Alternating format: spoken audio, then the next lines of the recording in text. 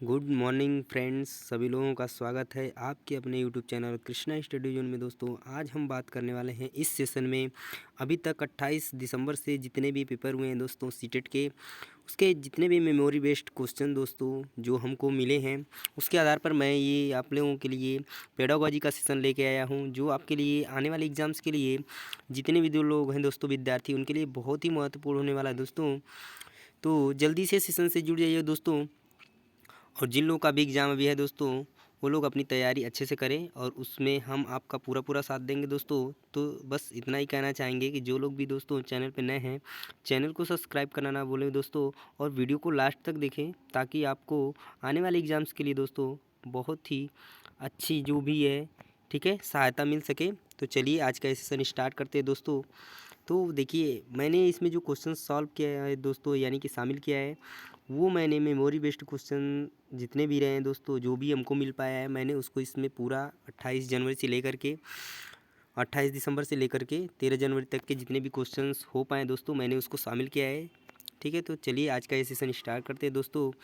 कि आज का ये पहला क्वेश्चन देखिए दोस्तों, क्या है कि बाल्यावस्था की अवधि में विकास, यानी कि दोस्तों बाल्यावस्था से क्वेश्चन देखने को मिला था इस बार। ठीक है, तो उसको मैंने इसमें शामिल किया दोस्तों।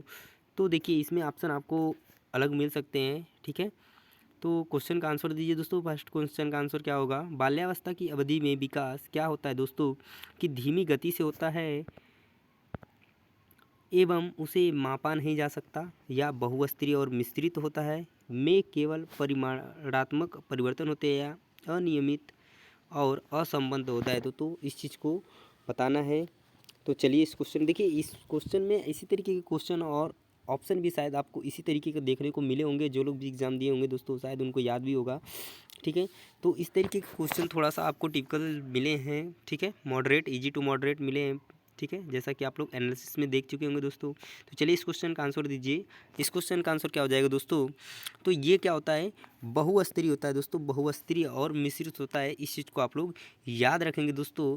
ज़्यादातर बच्चे जो है कन्फ्यूज जाते हैं और इस क्वेश्चन का रॉन्ग आंसर करके चले आते हैं, जो आपके लिए बहुत ही क्या होता है दोस्तों, घातक सिद्ध होता है। बाद में जब कोई बच्चा दोस्तों एक नंबर से फेल हो जाता है, तो समझिए उस समय उसके ऊपर क्या होता है। तो इस चीज़ को आप लोग ध्यान में रख करके ध्यान से देखिए क्वेश्चंस को, वीडियो को लास्ट तक देखिएगा, आपको निश्चित तौर पे सहायता मिलेगी दोस्तों आगे आने वाले एग्जाम्स के लिए। तो चलिए इस क्वेश्चन का आंसर हो गया option number B.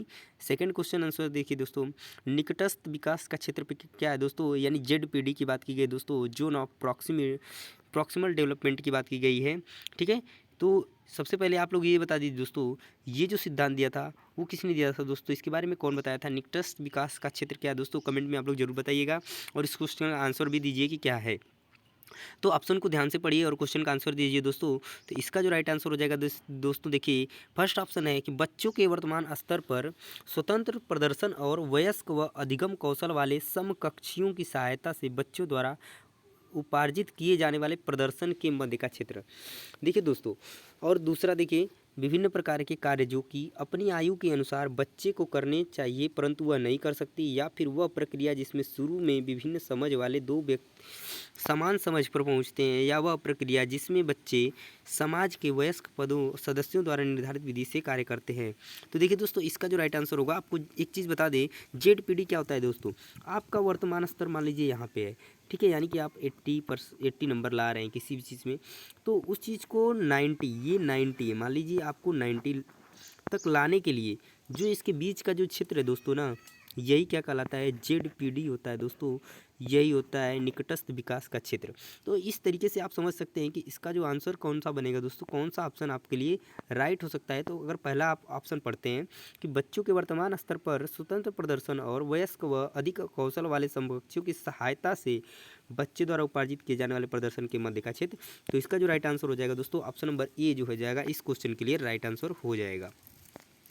Next question देखिए दोस्तों, क्वेश्चन नंबर 3, जीन पियाजे के अनुसार बच्चे अमूर्त संक्रियात्मक अवस्था में, अमूर्त संक्रियात्मक की बात की जाती है दोस्तों, तो ये आपका आता है 11 से 15, या कर लीजिए 16 या 18। ठीक है, उस चीज़ में आता है। तो लास्ट वाली जो अवस्था होती है दोस्तों, अमूर्त संक्रियात्मक होती है, इसे औपचारिक भी कहते हैं। ठीक है, तो इसमें बच्चा जो है दोस्तों, इसके अनुसार इस अवस्था में क्या क्या कर लेता है, उस चीज़ के बारे में बताया गया है। तो पहला ऑप्शन है, परिकल्पित निगमनात्मक तर्क और प्रतिज्ञप्ति चिंतन करने में समर्थ है। दूसरा ऑप्शन देखिए दोस्तों, केंद्रीकरण और अनुत्क्रमणीय सोच की बात की गई है। तीसरे में संरक्षण, वर्गीकरण और श्रेणीबद्धता की बात की गई है, यानी सीसीसी की बात की गई है दोस्तों। और लास्ट जो ऑप्शन है आपको दोस्तों, प्रतीकात्मक और सांकेतिक खेलों में भाग लेना प्रारंभ करते हैं। तो इसका जो राइट आंसर होगा दोस्तों, ऑप्शन नंबर ए बी इसका राइट आंसर हो जाएगा, क्योंकि परिकल्पित और निगमनात्मक तर्क और प्रतिज्ञप्ति चिंतन करने में वो समर्थ हो जाते हैं दोस्तों, जो अमूर्त संक्रियात्मक अवस्था में होता है। नेक्स्ट क्वेश्चन देखिए दोस्तों, क्वेश्चन नंबर 4। क्वेश्चन नंबर 4 क्या है दोस्तों, कि लॉरेंस कोहलबर्ग की नैतिक विकास के सिद्धांत के अनुसार व्यक्ति किस अवस्था में, जब वह विश्वास करता है कि वर्तमान सामाजिक प्रणाली का सक्रियात्मक पूर्वक बनाए रखने से धनात्मक मानवीय संबंध और सामाजिक वर्ग सुरक्षित रहता है। तो इसमें जो राइट आंसर होगा आपका दोस्तों, दंड और आज्ञा पालन अभिविन्यास, सामाजिक क्रम व्यवस्था अभिविन्यास। दोस्तों लॉरेंस कोहलबर्ग से इस बार क्वेश्चन देखने को मिले हैं, 1 से 2 क्वेश्चन शिफ्ट में, हर शिफ्ट में देखने को मिले हैं। तो इसको भी आप लोग ध्यान में रख करके क्वेश्चंस को करिएगा। और इसी तरीके से क्वेश्चन देखने को मिले हैं दोस्तों, जिस तरीके के क्वेश्चन आपको इस सेशन में देखने को मिल रहे हैं। तो दोस्तों एक बार कहना चाहूँगा कि अगर आपको ये सेशन पसंद आ रहा है दोस्तों, तो वीडियो को लाइक करना ना भूलें, और जो लोग भी नए हैं दोस्तों चैनल को सब्सक्राइब कर लें, और अपने दोस्तों और मित्रों के साथ शेयर करना भी ना भूलें। तो चलिए क्वेश्चन का आंसर दीजिए दोस्तों। तो इस क्वेश्चन का जो राइट आंसर होगा दोस्तों, ऑप्शन नंबर बी जो है दोस्तों आपका राइट हो जाएगा, यानी कि सामाजिक क्रम व्यवस्था विन्यास के अंतर्गत दोस्तों सामाजिक प्रणाली को सक्रियतापूर्वक बनाए रखने से धनात्मक मानवीय संबंध और सामाजिक वर्ग सुरक्षित रहता है। ये बात इसमें कही गई है। चलिए दोस्तों नेक्स्ट क्वेश्चन देखिए दोस्तों, क्वेश्चन नंबर 5 में क्या कह रहा है कि हावर्ड गार्डनर के बहुबुद्धि सिद्धांत के अनुसार निम्नलिखित में से कौन सा जोड़ा बुद्धि के प्रकार और अंतः स्थिति अनुपालन संभावना के अनुसार सही है दोस्तों। तो एक तरफ पे बुद्धि का प्रकार दिया गया है दोस्तों, और दूसरी तरफ अंतः स्थिति अनुपालन संभावना दी गई है कि इस तरीके के बुद्धि के प्रकार के व्यक्ति ये मतलब इस अवस्था में होते हैं, ये बनते हैं। तो पहला दिया है स्थानिक बुद्धि का प्रकार है दोस्तों, तो मनोवैज्ञानिक, अंतरावैयक्तिक विक्रेता, भाषिक मूर्तिकार और शारीरिक गति संवेदना सब खिलाड़ी दोस्तों।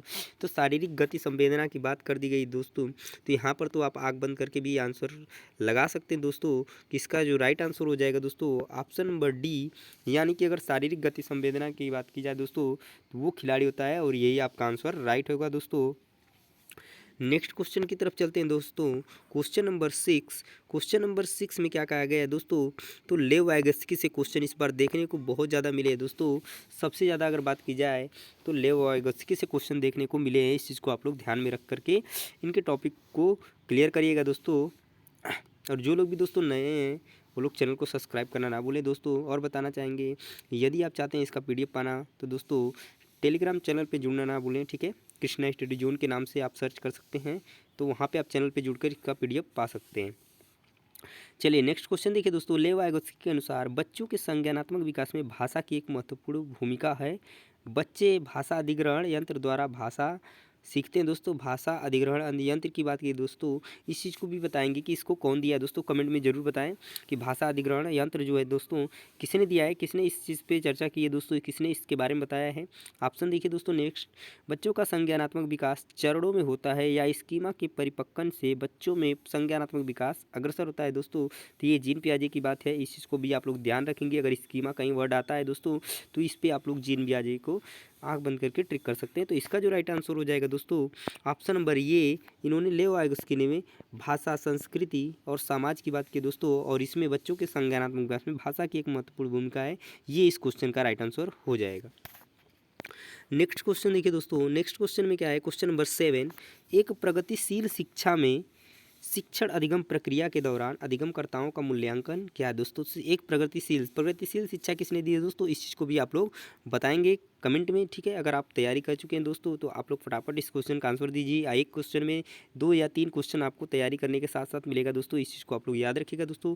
तो चलिए ऑप्शन पढ़िए कि प्रगतिशील कक्षा में शिक्षण अधिगम प्रक्रिया के दौरान अधिगमकर्ताओं का जो मूल्यांकन होता है दोस्तों, क्या करता है, तो बच्चों के अधिगम में सहायक नहीं है, या बच्चों की अधिगम प्रक्रिया में रुकावट उत्पन्न करता है, या अभिभावकों को प्रतिपुष्टि देने के प्रयोजन में बेहद सफल, कम सफल व असफल विद्यार्थियों को पहचानने में होता है, या बेहद महत्वपूर्ण है क्योंकि बच्चों की समझ की जानकारी देता है और अध्यापिका को अपने शिक्षा शास्त्र पर विचारने में सहायक होता है।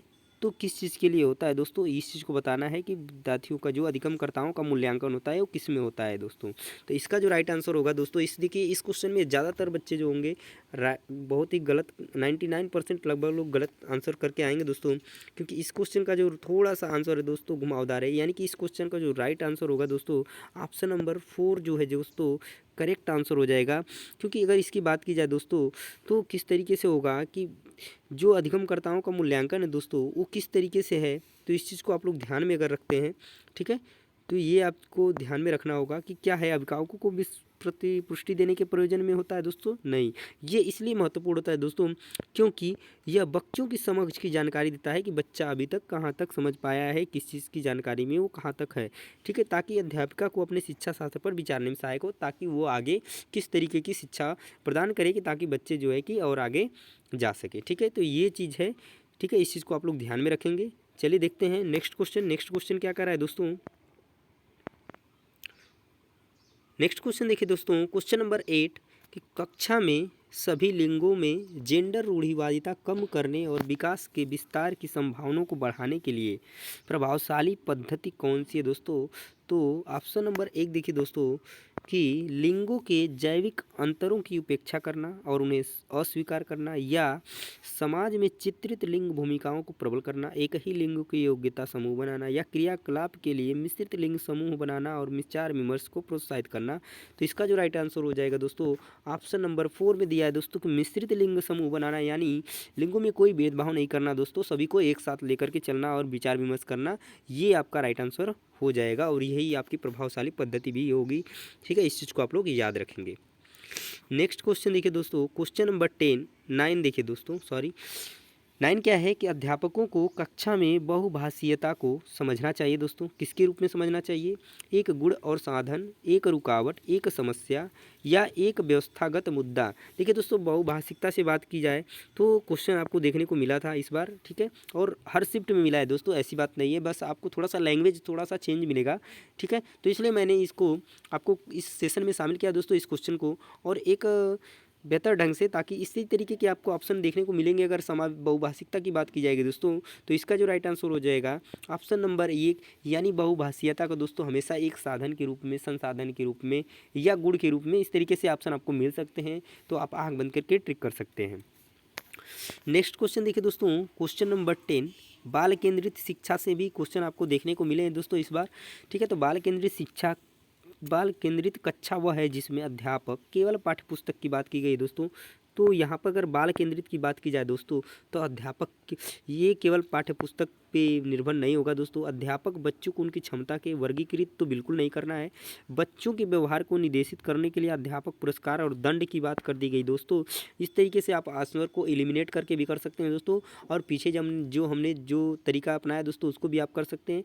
तो अध्यापक क्या है दोस्तों, लचीला है और प्रत्येक बच्चे की व्यक्तिगत आवश्यकताओं को पूरा करता है। ये बाल केंद्रित कक्षा है दोस्तों, इस चीज़ को आप लोग याद रखेंगे।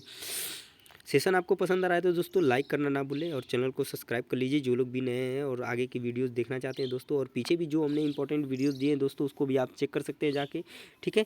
चलिए नेक्स्ट क्वेश्चन देखते हैं आगे। अगला क्वेश्चन क्या है दोस्तों, क्वेश्चन नंबर 11। क्वेश्चन नंबर 11 में क्या है दोस्तों कि किस मनोवैज्ञानिक के अनुसार बच्चे संज्ञानात्मक विकास में सांस्कृतिक उपकरण की एक महत्वपूर्ण भूमिका निभाते हैं दोस्तों। देखिए सांस्कृतिक उपकरण या फिर सामाजिक की बात की जाए, समा और भाषा की बात की जाए दोस्तों, तो अभी आपको क्वेश्चन देखने को मिला भी था।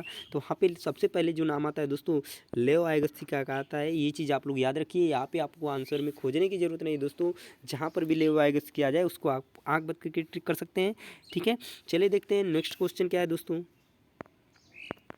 नेक्स्ट क्वेश्चन देखिए दोस्तों, नेक्स्ट क्वेश्चन है क्वेश्चन नंबर 12, और क्वेश्चन नंबर 12 में क्या कर रहा है दोस्तों कि आंशिक दृष्टि वाले विद्यार्थियों के लिए दोस्तों, यानी कि बच्चा जो है दोस्तों ठीक रूप से देख नहीं पाता है, तो निम्नलिखित में से कौन सी अधिगम सामग्री उपयुक्त नहीं है। देखिए दोस्तों इस तरीके के क्वेश्चंस को आपको ज़्यादा ध्यान देना है कि जहाँ पर बोल दे कि उपयुक्त नहीं है, हालांकि ऐसे अंडरलाइन करके या फिर आपको हाईलाइट करके दिखाता है, इस चीज़ को आपको ध्यान से पढ़ना है क्वेश्चन को। तो दिया है बड़े आकार में मुद्रित पुस्तकें, त्रिविमीय नक्शे और चार्ट, बोलती पुस्तकें, स्पर्शी सूचना पट, या छोटी मुद्रा वाली वो कार्य शीट। तो सिंपल सी बात है दोस्तों, बच्चा जो है देख नहीं सकता है, तो बड़े आकार की मुद्रित पुस्तकें अगर रहेंगी तो शायद उसको हेल्प मिलेगी। त्रिविमीय नक्शे और चार्ट हैं दोस्तों। अगर 3D आप फिगर से या फिर उसको किसी भी ऑब्जेक्ट से क्या करते हैं सिखाते हैं तो अच्छे तरीके से सीखेगा। या फिर बोलती पुस्तकें की बात की गई दोस्तों तो ये भी ठीक है। स्पर्शी सूचना पट जिसको स्पर्श करके बच्चा पढ़ सके। तो अगला जो ऑप्शन है दोस्तों छोटी मुद्रा वाली कार्यशीट दिया है दोस्तों। तो अगर देख ही नहीं सकता है तो कार्यशीट को किस तरीके से भर सकता है दोस्तों, इस चीज़ को आपको याद रखना है। तो इसका जो राइट आंसर हो जाएगा दोस्तों ऑप्शन नंबर 4 करेक्ट हो जाएगा इस क्वेश्चन के लिए। ठीक है, आगे आते हैं दोस्तों। अगला क्वेश्चन समावेशी शिक्षा की बात करते हैं दोस्तों। तो देखिए दोस्तों इस बार समावेशी शिक्षा से भी क्वेश्चन देखने को मिले थे और बार बार मिलते हैं और इस बार भी देखने को मिला है, अच्छा खासा क्वेश्चन मिला है। ठीक है, तो चलिए इस क्वेश्चन को भी कर लिया जाता है। तो इसमें कहा क्या गया है दोस्तों कि पीछे अंतर्निहित विचार है दोस्तों समावेशी शिक्षा के पीछे, यानी उससे रिलेट कौन करता है दोस्तों, उसमें होता क्या है।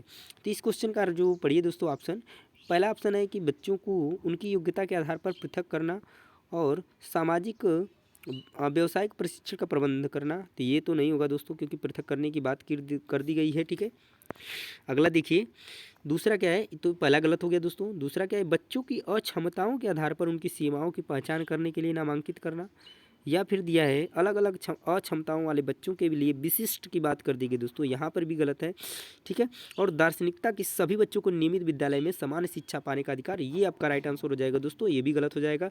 तो समावेशी शिक्षा के पीछे के जो अंतर्निहित विचार है दोस्तों, इसके अंतर्गत क्या चीज़ आता है, तो दार्शनिकता के सभी बच्चों को नियमित विद्यालय में समान शिक्षा पाने का जो अधिकार है दोस्तों, वही समावेशी शिक्षा है। इस चीज़ को आप लोग याद रखेंगे। नेक्स्ट क्वेश्चन देखिए दोस्तों, क्वेश्चन नंबर 14। क्वेश्चन नंबर 14 क्या है दोस्तों कि प्रतिभाशाली और सृजनात्मक बच्चों की आवश्यकताओं को किस प्रकार संबोधित किया जा सकता है। तो चुनौतीपूर्ण कार्य और निरस्ता को दूर करने के लिए क्रियाकलाप देकर, या वे प्रश्न देकर जिनमें अभिमुखी चिंतन की आवश्यकता हो, या फिर प्रश्न हल करने के लिए विशिष्ट निर्देश विशिष्ट की बात कर दी गई दोस्तों। तो ये ऑप्शन गलत हो गया, रटने की बात कही गई यहाँ पे गलत, और चुनौती की बात कर दी गई दोस्तों, और निरस्ता दूर करने के लिए क्रियाकलाप देकर। तो प्रतिभाशाली की बात की गई तो किस प्रकार संबोधित करने की बात है, तो इन दोनों में देखिए ये भी सही है, पर क्या है इससे भी राइट आंसर जो आपका सही ऑप्शन है दोस्तों कि वे प्रश्न देकर जिनमें अभिमुखी चिंतन की आवश्यकता है, इस चीज़ को आप लोग याद रखेंगे। ठीक है, सॉरी दोस्तों, ऑप्शन नंबर बी आपका गलत हो जाएगा। आपका जो राइट आंसर होगा ऑप्शन नंबर ए हो जाएगा, क्योंकि यहाँ पे अभिमुखी बोल दिया है दोस्तों। ठीक है, इस चीज़ को आप लोग याद रखेंगे, अभिमुखी चिंतन की आवश्यकता हो, तो ये गलत हो गया है अभिमुखी के कारण। ठीक है, ये आपका होगा चुनौतीपूर्ण कार्य और निरस्ता दूर करने के लिए क्रियाकलाप देकर, इस चीज़ को आप लोग याद रखेंगे। थोड़ा सा देखिए, अगर आपको थोड़ा सा भी कन्फ्यूजन होगा तो आपका आंसर तुरंत गलत हो जाएगा दोस्तों, वही चीज़ यहाँ पे हुआ। ठीक है, तो अभिमुखी की आप बात नहीं करेंगे। आगे पर अगर दे देता है दोस्तों कि वे प्रश्न देकर जिनमें अपसारी चिंतन की आवश्यकता हो, तो आपका राइट आंसर हो जाएगा। पर यहाँ पे आपका जो राइट आंसर होगा दोस्तों ऑप्शन नंबर ए हो जाएगा आपका राइट आंसर। ठीक है, नेक्स्ट क्वेश्चन की तरफ चलते हैं दोस्तों। क्वेश्चन नंबर 15 देखिए दिया है, पठन वैकल्य बच्चों की पहचान किस प्रकार की जा सकती है दोस्तों। तो उनके सामाजिक एवं सांस्कृतिक संदर्भ को जानकर, या पूर्ण शारीरिक स्वास्थ्य परीक्षण द्वारा, या उनके पढ़ने लिखने की कौशलता के विश्लेषण से, या फिर उनकी जटिल व उच्च स्तरीय समस्याओं को हल करने की क्षमता का आकलन करके। देखिए पठन वैकल्य की बात की गई दोस्तों, तो इसमें ना ही आप सामाजिक सांस्कृतिक संदर्भ को जानेंगे, ना ही पूर्ण स्वास्थ्य परीक्षण कराएंगे। ये इसमें जो आपका राइट आंसर बनेगा दोस्तों, इसमें उनके पढ़ने लिखने की कौशलता के विश्लेषण से क्या करेंगे, जानेंगे कि वो पठन वैकल्य की बच्चों की पहचान करना है दोस्तों। ठीक है, तो ये आपका राइट आंसर हो जाएगा। चलिए दोस्तों नेक्स्ट क्वेश्चन देखते हैं। नेक्स्ट क्वेश्चन देखिए दोस्तों, नेक्स्ट क्वेश्चन नंबर 16 कि प्रतिकूल परिस्थितियों और वंचित पृष्ठभूमि वाले अधिगमकर्ताओं को संबोधित करने के लिए निम्नलिखित में से कौन सी पद्धति प्रभावशाली नहीं है। दोस्तों नहीं की बात की गई है। देखिए इस तरीके से आपको बड़े बड़े क्वेश्चन देखने को मिल सकते हैं दोस्तों, पर अगर आप थोड़ा सा भी अपना दिमाग लगाते हैं, यूज करते हैं दोस्तों, तो आप इस क्वेश्चन का आसानी से आंसर दे पाएंगे दोस्तों। तो चलिए क्वेश्चन को देखिए और आंसर ऑप्शन को पढ़िए और टिक करिए आप आंसर को। तो दिया है दोस्तों, प्रतिकूल परिस्थितियों और वंचित पृष्ठभूमि वाले अधिगमकर्ताओं को संबोधित करने के लिए निम्नलिखित में कौन सी पद्धति प्रभावशाली नहीं होगी दोस्तों। तो दिया है कि अधिगमकर्ताओं से बातचीत करके उनकी आवश्यकताओं और उनके सम्मुख आई चुनौतियों को समझना, ये चीज़ सही है बिल्कुल दोस्तों, ये आपका तो सही है। अधिगमकर्ताओं को विद्यालय के बाहर ट्यूशन पढ़ने के लिए कहना, जिससे कि अध्यापक को उन पर अधिक ध्यान देना ना पड़े। ये तो वैसे लग रहा है ये आपका गलत है, और शायद जो गलत है वही पूछा है। तो चलिए आगे का ऑप्शन भी पढ़ लेते हैं दोस्तों। तो आगे का ऑप्शन है विद्यार्थियों को संतुलित चुनौतीपूर्ण लक्ष्यों के प्रेरित करना उपयुक्त शिक्षण। ये तो सही है दोस्तों, ठीक है। कार्यकलापों के सहयोगी समूह दो विद्यार्थियों को बनाना और एक दूसरे का समर्थन करने के, ये भी सही है दोस्तों। तो आपका जो राइट आंसर हो जाएगा ऑप्शन नंबर 2 ही हो जाएगा दोस्तों। इस चीज़ को आप लोग ध्यान रखें। तो देखिए कितना बड़ा क्वेश्चन था और कितना आसानी से इसको हम लोग सॉल्व कर पाए, ठीक है। क्योंकि ट्यूशन पढ़ने के लिए कभी नहीं करना है, इस चीज़ को आप लोग ध्यान में रखेंगे, ठीक है। तो इस क्वेश्चन का जो राइट आंसर हो जाएगा दोस्तों ऑप्शन नंबर बी करेक्ट हो जाएगा। नेक्स्ट क्वेश्चन देखिए दोस्तों, नेक्स्ट क्वेश्चन क्या है, क्वेश्चन नंबर 17 ये दोस्तों, बच्चों के अधिगम में शारीरिक स्वास्थ्य और सामवेगिक अवस्था। देखिए दोस्तों पढ़िए, बच्चों के अधिगम में शारीरिक स्वास्थ्य और सामवेगिक अवस्था की बात की गई दोस्तों। तो का कोई प्रभाव नहीं होता है कि एक महत्वपूर्ण भूमिका है या कोई आपसी संबंध नहीं या भूमिका नगण्य है दोस्तों। तो हर जगह पे नहीं की बात की गई है और एक में ही जो किया गया दोस्तों की महत्वपूर्ण भूमिका है, तो यही आपका राइट आंसर हो जाएगा। बाकी सब तो एक ही जैसे रिलेट करते हैं, सबका एक ही मीनिंग निकलता है दोस्तों। तो जो अलग है वही आपका सही है और इसमें ये चीज़ सही भी पूछा है दोस्तों। तो शारीरिक स्वास्थ्य और सामवेगिक अवस्था की एक महत्वपूर्ण भूमिका है दोस्तों। इस चीज़ को आप लोग याद रखेंगे बच्चों के अधिगम में, ठीक है। क्योंकि बच्चा दोस्तों अगर शारीरिक रूप से स्वस्थ नहीं है तो कैसी किस तरीके से वो सीख सकता है, अधिगम कर सकता है, इस चीज़ को भी आप लोग ध्यान में रख करके आंसर ट्रिक कर सकते हैं। नेक्स्ट क्वेश्चन देखिए दोस्तों, क्वेश्चन नंबर 18 कि कक्षा में अर्थपूर्ण अधिगम को प्रोत्साहित करने के लिए अध्यापिका को क्या करना चाहिए दोस्तों। तो विद्यार्थियों की सहायता करनी चाहिए कि वे अपने अनुभवों और प्रेरणाओं को सुव्यवस्थित कर पाएँ। ये आपका तो सही है दोस्तों। ठीक, आप नीचे देखिए दोस्तों आपका कूट है, ठीक, इसको आप लोग ध्यान में रखेंगे। नेक्स्ट ऑप्शन है दोस्तों कि विद्यार्थियों को उनके प्रदर्शन के आधार पर वर्गीकृत और नामांकित करने और उनकी योग्यता आधारित समूह बनानी चाहिए दोस्तों। तो ऐसा भी नहीं करना चाहिए दोस्तों, ठीक है, ऐसा नहीं करना है आपको, वर्गीकृत तो बिल्कुल भी नहीं करना है। विद्यार्थियों में संवाद और परिचर्चा को प्रोत्साहित करना चाहिए जिससे वे बहुपरीक्षीय करने में सशक्त हों। तो सही है दोस्तों, ये बात बिल्कुल सही है। अगला ऑप्शन देखिए दोस्तों, कक्षा में विविधता की उपेक्षा करके उनके शिक्षण की मानक विधि को अपनाना चाहिए। तो ये बिल्कुल गलत है दोस्तों, ये नहीं करना है। तो ये आपका जो राइट आंसर होगा दोस्तों ऑप्शन नंबर ये जो है करेक्ट हो जाएगा। उसी में आपका ए और मतलब फर्स्ट और 3 दिया है दोस्तों, यही आपका करेक्ट आंसर हो जाएगा, ठीक है, इस क्वेश्चन के लिए। चलिए दोस्तों नेक्स्ट क्वेश्चन देखते हैं। नेक्स्ट क्वेश्चन में क्या है, नेक्स्ट क्वेश्चन देखिए दोस्तों, नेक्स्ट क्वेश्चन में क्या कह रहा है कि 19 को नंबर क्वेश्चन, अधिगम एक कैसी प्रक्रिया है दोस्तों, जटिल और सख्त प्रक्रिया है दोस्तों। तो ये सिंपल सी बात है दोस्तों कि अधिगम एक क्या है, जटिल है और कैसी प्रक्रिया दोस्तों, सक्रिय प्रक्रिया है। इस चीज़ को आप लोग ध्यान में रखेंगे, ठीक है। तो इसका जो राइट आंसर होगा दोस्तों ऑप्शन नंबर ये जो है करेक्ट आंसर हो जाएगा इस चीज़ क्वेश्चन के लिए। इस चीज़ को आप लोग ध्यान में रखना है। नेक्स्ट क्वेश्चन देखिए दोस्तों, नेक्स्ट क्वेश्चन क्वेश्चन नंबर 20 कि अपनी कक्षा में अर्थपूर्ण अधिगम को सुसाध्य बनाने के लिए अध्यापिका को अपनी कक्षा में सामाजिक, सांस्कृतिक, धार्मिक, भाषीय विविधता को कैसा करना चाहिए दोस्तों। तो आपका ऑप्शन दिया है टालना, उपेक्षित, कम करना, समझना, अनदेखा करना। तो सिंपल सी बात है दोस्तों कि अगर भाषी विविधता को क्या करना चाहिए दोस्तों, समझना चाहिए। यानी कि ऑप्शन नंबर जो आपका 3 हो जाएगा दोस्तों, ये आपका राइट हो जाएगा। इस चीज़ को आप लोग ध्यान में रखेंगे, ठीक है। नेक्स्ट क्वेश्चन देखिए दोस्तों, क्वेश्चन नंबर 21 क्या कह रहा है कि कक्षा में प्रभावशाली अधिगम के लिए वातावरण की रचना करनी चाहिए बजाय वातावरण के। तो बताइए दोस्तों इस क्वेश्चन का जो राइट आंसर होगा क्या होगा दोस्तों।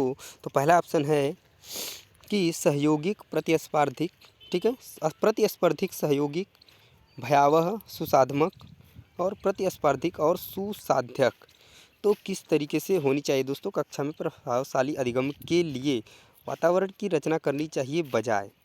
तो ये सिंपल सी बात है दोस्तों कि यह सहयोगिक और प्रतिस्पर्धिक, यानी कि सहयोगी होनी चाहिए बजाय किसके, प्रतिस्पर्धिक के। इस चीज़ को आप लोग ध्यान में रखेंगे। हमेशा प्रगतिशील शिक्षा या प्रभावशाली शिक्षा की बात किया जाए दोस्तों तो हमेशा सहयोगी होना चाहिए, ठीक है। इस चीज़ को आप लोग ध्यान में रख करके क्वेश्चन को करेंगे।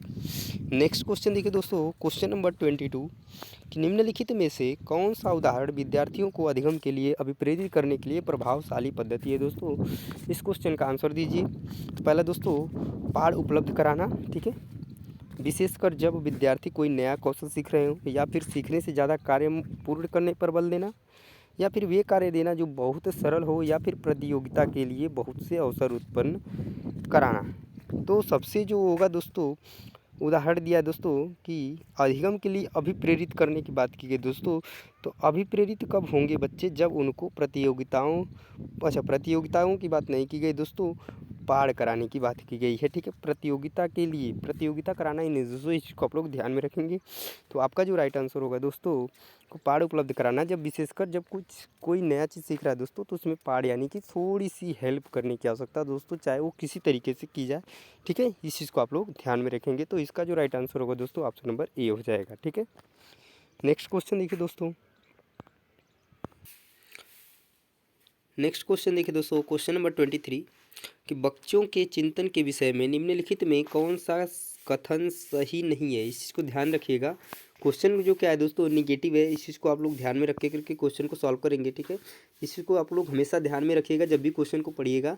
वैसे आपको वहाँ पे अंडरलाइन या फिर हाईलाइट करके लिखा रहेगा उस वर्ड को। ठीक है, फिर भी आप लोग थोड़ा ध्यान देंगे इस चीज़ को।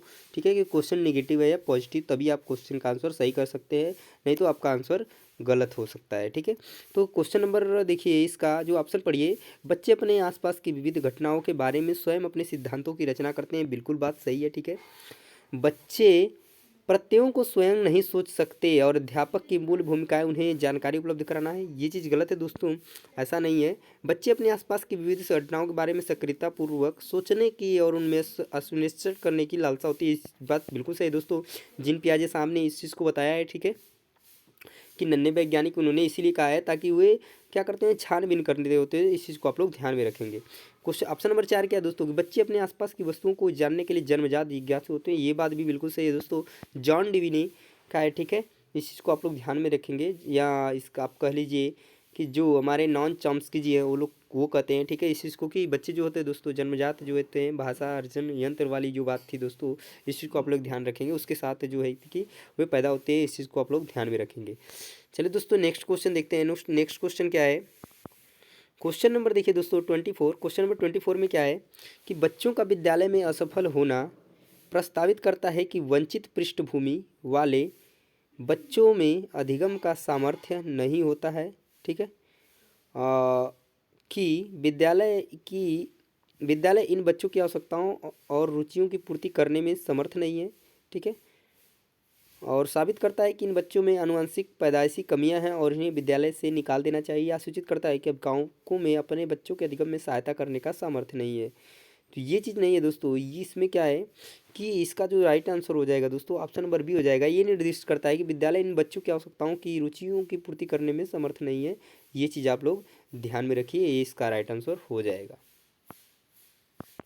नेक्स्ट क्वेश्चन देखिए दोस्तों, क्वेश्चन नंबर 25। क्वेश्चन नंबर 25 में क्या करा है दोस्तों, कि समूह में एक दूसरे को पढ़ाने और सहायता करने। ठीक है, समूह में एक दूसरे को पढ़ाने और सहायता करने से बच्चे स्वयं की चिंतन प्रक्रिया पर आक्षेप कर सकते हैं और संज्ञानात्मक क्रियाकलाप के उच्च स्तर पर पहुंच सकते हैं। बच्चों में भ्रांतियां उत्पन्न हो सकती है। नेक्स्ट क्वेश्चन देखिए दोस्तों, ऑप्शन देखिए, बच्चों में भ्रांति उत्पन्न हो सकती है जो उनके अधिगम में हस्तक्षेप करती है, बच्चों का ध्यान भंग हो सकता है, और यह एक प्रभावशाली शैक्षिक पद्धति नहीं है दोस्तों, या फिर बच्चों में प्रतिस्पर्धात्मक प्रवृत्ति उत्पन्न होती है जो कि अधिगम में विघ्न रुकावट पैदा करती है। तो इसका जो राइट आंसर हो जाएगा दोस्तों, बच्चे हमेशा जो है कि जो एक दूसरे की सहायता करने के साथ पढ़ते हैं, समूह पढ़ते हैं दोस्तों, तो स्वयं की चिंतन प्रक्रिया पर आक्षेप कर सकते हैं और संज्ञानात्मक क्रियाकलाप के उच्च स्तर पर पहुंच सकते हैं। ऐसा क्वेश्चन हमने एक और देखा था। ठीक है, तो इस चीज़ को आप लोग ध्यान में रख करके क्वेश्चन को करेंगे। ठीक है, नेक्स्ट क्वेश्चन देखिए दोस्तों, क्वेश्चन नंबर 26। क्वेश्चन नंबर 26 में क्या है दोस्तों, कि एक डैश कक्षा में अध्यापिका अपनी शिक्षा शास्त्र व आकलन की विधियों को विद्यार्थियों की व्यक्तिगत जरूरतों के अनुसार परिवर्तित करती है। तो ये कैसा होगा दोस्तों, अध्यापक केंद्रित होगा, प्रगतिशील होगा, या फिर पाठ्य पुस्तक केंद्रित होगा, या फिर व्यवहारवादी होगा दोस्तों।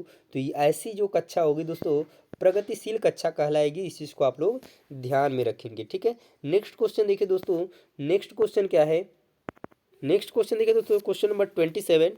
क्वेश्चन नंबर 27 में क्या हो रहा है दोस्तों, कि विकास के विषय में निम्नलिखित में कौन सा कथन सही है।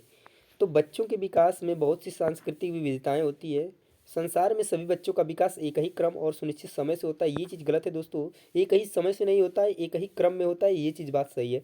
विकास सुरुचिपूर्ण सुव्यवस्थित समूह की अवस्थाओं पूर्व पूर्व निश्चित अनुवांशिक घटकों के कारण होता है। नहीं दोस्तों, ऐसा बिल्कुल नहीं है। विकास का एक सरल और एक दिशी प्रक्रिया है, ये भी नहीं सही है दोस्तों। तो जो राइट आंसर होगा ऑप्शन नंबर ये, यानी कि बच्चों के विकास में बहुत सी सांस्कृतिक विविधताएं होती है, इस चीज़ को आप लोग ध्यान में रखेंगे। नेक्स्ट क्वेश्चन देखिए दोस्तों, क्वेश्चन नंबर 28। निम्नलिखित में से बाल मध्य बाल्यावस्था की अवधि का मुख्य प्रमाण चिन्ह कौन सा है दोस्तों? तो प्रतीकात्मक खेल का उभरना, तर्क संगत विचारों का विकास जो कि प्राकृतिक रूप से मूर्त है, या फिर पेशीय कौशल और समग्र शारीरिक वृद्धि का तेजी से विकास, या वैज्ञानिक तर्क और अमूर्त रूप से सोचने की क्षमता। तो इसका जो राइट आंसर होगा दोस्तों, तर्क संगत विचारों का विकास जो कि प्राकृतिक रूप से मूर्त है, ये जो है मध्य बाल्यावस्था की अवधि का मुख्य प्रमाण चिन्ह है दोस्तों। इस चीज़ को आप लोग ध्यान में रखेंगे, ठीक है। बाकी जो है दोस्तों अलग अलग अवस्थाओं की जो है कि मुख्य प्रमाण चिन्ह है, इस चीज़ को भी आप लोग ध्यान में रखेंगे। बाकी आप लोग ध्यान दीजिए, ऐसे क्वेश्चन आपको पूछे गए एग्जाम में, तो इस चीज़ को ध्यान में रख के आप अपनी तैयारी करिए, ठीक है। नेक्स्ट क्वेश्चन देखिए दोस्तों, क्वेश्चन नंबर 29। क्वेश्चन नंबर 29 क्या है दोस्तों कि बच्चों के समाजीकरण में विद्यालय की कोई भूमिका नहीं है, कि एक बहुत कम भूमिका है, या प्राथमिक कारक है, या द्वितीयक कारक है दोस्तों। तो यहाँ पे कारक की बात की गई दोस्तों, तो आपको बता दें कि अगर बच्चों के समाजीकरण में विद्यालय का पूछता है तो ये क्या है दोस्तों, ये द्वितीयक कारक है, इस चीज़ को याद रखेंगे। अगर प्राथमिक कारक पूछता है दोस्तों, तो उस पर हमेशा आप क्या ध्यान देंगे, परिवार पे जाएंगे दोस्तों। कि यानी कि बच्चों के समाजीकरण में जो पहला समाजीकरण में जो प्रथम प्राथमिक कारक है दोस्तों, वो परिवार है। और द्वितीयक कारक दोस्तों आसपास पड़ोस और विद्यालय पे जाएंगे, इस चीज़ को आप लोग ध्यान में रखेंगे। नेक्स्ट क्वेश्चन देखिए दोस्तों, क्वेश्चन नंबर 30, आज के सेशन का लास्ट क्वेश्चन दोस्तों। इतना कहना चाहेंगे, यदि आपको ये सेशन पसंद आ रहा है दोस्तों, तो वीडियो को लाइक करना ना भूलें और दोस्तों के साथ अपने शेयर करें, ठीक है। और जो लोग भी नए दोस्तों, अगर आपको सेशन पसंद आ रहा है दोस्तों, चैनल को सब्सक्राइब करना ना भूलें, क्योंकि ऐसी वीडियोज़ आपको एग्जाम तक मिलेंगी दोस्तों। जिनका भी एग्जाम है और जो लोग दे चुके हैं दोस्तों, आगे तैयारी करना चाहते हैं, वो लोग चैनल को सब्सक्राइब कर लें, क्योंकि इस पर आपको बिल्कुल सटीक और सही जानकारी मिलेगी, ठीक है। तो चलिए आज का ये लास्ट क्वेश्चन पढ़ते हैं दोस्तों। तो निम्नलिखित में से किस मनोवैज्ञानिक ने प्रस्तावित किया है कि बच्चों का चिंतन गुणात्मक रूप से वयस्कों की अपेक्षा अलग होता है? तो ये कहा है दोस्तों जीन पियाजे साहब ने, इस चीज़ को आप लोग ध्यान में रखेंगे। तो जीन पियाजे, वाइगोत्स्की, लॉरेंस कोहलबर्ग, ठीक है, इन लोगों से दोस्तों अधिक से अधिक क्वेश्चन देखने को मिले हैं, और हार्वर्ड गार्डनर, ठीक है, बहुबुद्धि सिद्धांत से इनको आप ध्यान से पढ़ करके जाएंगे। और बाल विकास की बात की जाए दोस्तों, तो जितनी भी बाल्यावस्थाएं हैं उसको आप ध्यान में रखेंगे। प्रगतिशील शिक्षा की बात की जाए दोस्तों, इस चीज़ को आप लोग पढ़ के जाएंगे। समावेशी शिक्षा की बात की जाए, इसको भी आप पढ़ के जाएंगे। बाल केंद्रित कक्षा, ठीक है, प्रगतिशील कक्षा, प्रगतिशील शिक्षा, ये जी जितने टॉपिक है दोस्तों, अगर आप इसको आप कवर कर लेते हैं तो शायद आपका सीडीपी में से 30 में से आपका 28 29, आपका 30 में से 30 भी आप स्कोर कर सकते हैं दोस्तों। तो इस शुभकामनाएं के साथ मैं इस वीडियो को यही अंत करता हूँ, ठीक है। बेस्ट ऑफ लक एग्ज़ाम के लिए आपको। मिलते हैं नेक्स्ट वीडियो में नए टॉपिक के साथ। जय हिंद, वंदे मातरम। तेरी गली